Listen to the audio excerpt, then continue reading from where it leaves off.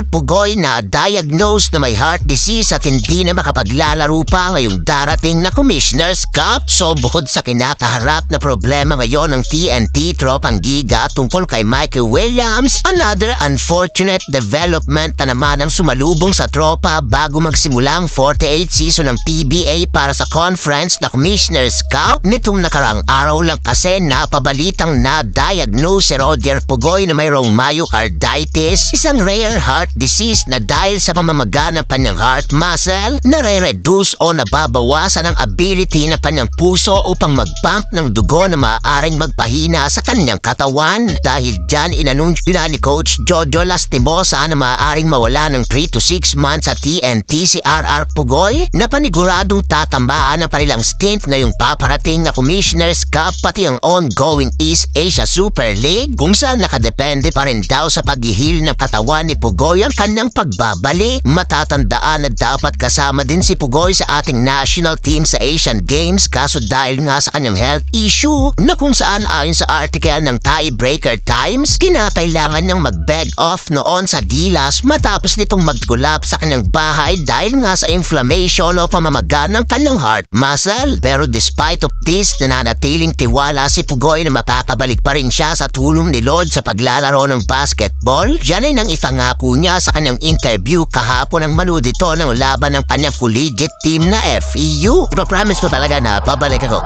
Tiwala ako kay Lord na babalik talaga.